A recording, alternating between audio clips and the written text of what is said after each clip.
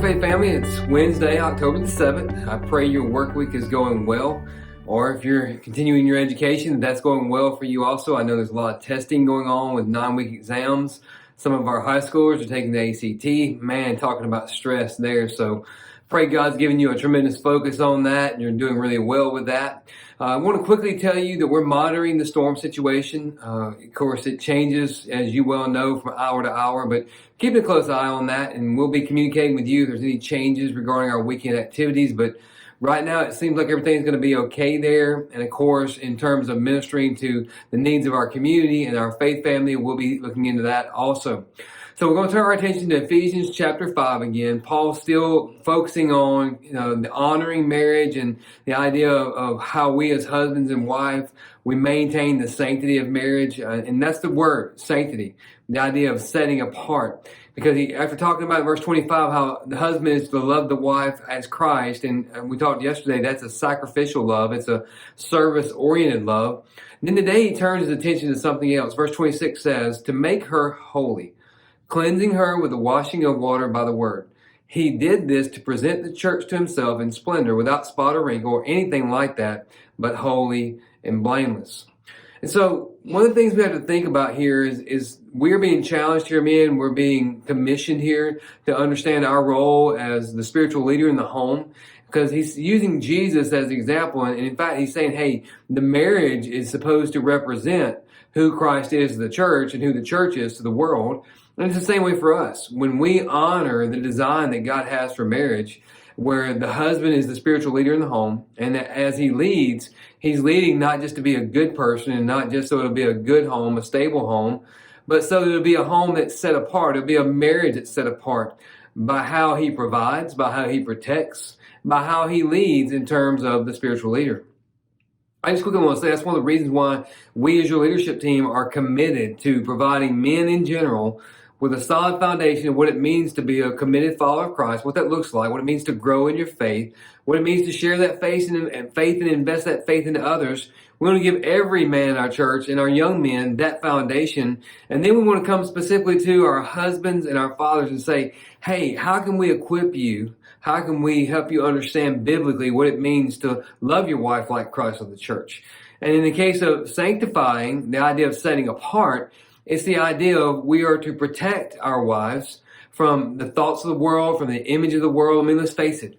Our wives struggle daily with all the images that are presented that the world says are beautiful, the world says are desired, all these things that come across TV, billboards, yada, yada, yada. Not only must we guard our eyes and our minds, men, from those images, but we've got to protect our wives as well. We've got to let them know that the beauty that we desire and that Christ pursues in us is deep within.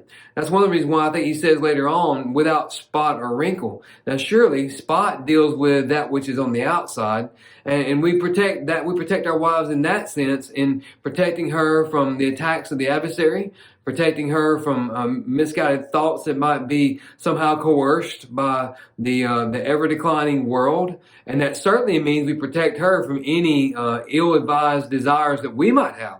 We are to never force anything upon our wife that would be contrary to the Word of God and contrary to the desire of Christ for her as she grows in her faith, and for our marriage as it symbolizes His relationship to His church. We are to protect her from the outside attacks. But then he says wrinkle. Wiersbe took a fascinating take on this, saying that wrinkle usually shows there's a problem on the inside that's being reflected on the outside.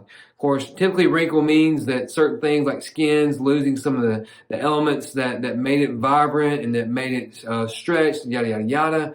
But I like what Wiersbe says. He says, in that case, we are to put our attention toward our wife's soul. We're to put our attention toward the inner heart attitudes that are there. And again, we're protecting, and spiritual leaders, we should be providing biblical principles that we first and foremost apply to our own life. And then secondly, we seek to share with our wife, and if we are of a family, we try to then invest that into the life of our children and grandchildren for that reason, for that matter, perpetuating the influence. So one thing the writer says is, how is a husband responsible to make his wife holy and blameless before God? Well, I just said it. We go back to creation, we see that Adam was commissioned by God to be the head of the house. He was commissioned to be the leader, to be out front. He should have protected Eve from the attacks of Satan, from the lies of Satan. He should have provided the couple with good, sound, biblical truth that when she did repeat what Satan said, he should have stepped forward and said, that's not what God said. That's not accurate. That's not right. Satan, you're lying. And so the way that we go about doing that, men, in that sanctifying effort is through protection, protecting our wives from all the attacks outside, and from providing biblical truth and guidance in terms of what she then brings inside. And we do that together. I wish I could tell you I always do that well, and I'm just going to confess to you guys, I don't. I didn't have a model on that for me, and that's an excuse. But it's something I should be growing in better, and I hope to do that for my wife. But we need to make that commitment, right? And so today, as you think about that, men, and of course, ladies, as you begin to contemplate that as well, hopefully this will be something that not only enriches our marriage, but allows our marriages to show to the world that the gospel is real, that Christ is real, and that he has made a difference in our life.